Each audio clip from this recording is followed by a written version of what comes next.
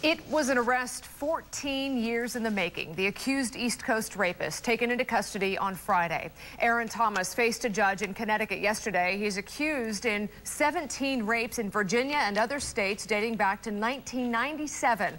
Authorities finally tracked him down in New Haven, Connecticut last week. They hope to convict him based on DNA from a discarded cigarette butt. But it doesn't end there. Now, police up and down the East Coast are trying to find out if he's possibly responsible for even more attacks. Joining us now with more on this criminal case is criminal profiler Pat Brown.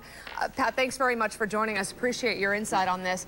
Investigators have said that Aaron Thomas talked about uncontrollable urges when they arrested him. Given that, and given his comment when he was arrested on Friday, he said to investigators, "What took you so long?" when they arrested him. What does that tell you about this guy? Was he tired and he just wanted to be caught?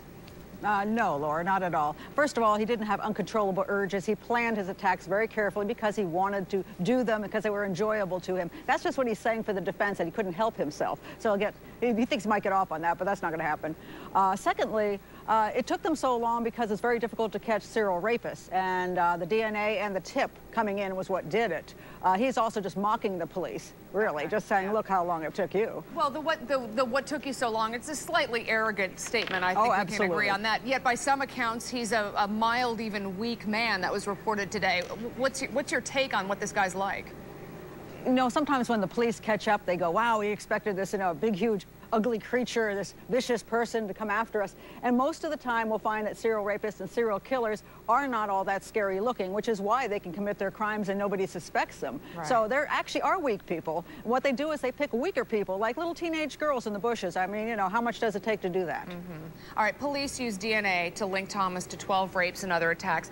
Remind us, Pat, how accurate are these DNA tests? And based on your experience, how likely is it that with that this guy will be convicted?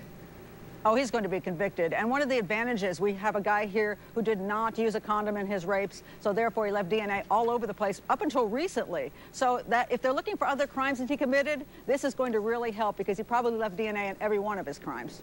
Okay, and talking about those other crimes he committed, police say these attacks started back in 1997. There are definitely holes in the timeline. So you think that he did commit other crimes on top of what has been reported, correct? It is, yeah, it is very likely, although sometimes serial rapists will take time off when they get like a new girlfriend. They'll take a couple of years down, or if they get worried that the police are coming after them in a particular area, they may stop for a while. But he might well have other crimes out there, so I know they're going to be looking in every place that he has worked or visited or lived. All right, Pat Brown, appreciate your expertise on this. Thanks very much. No problem, Laura.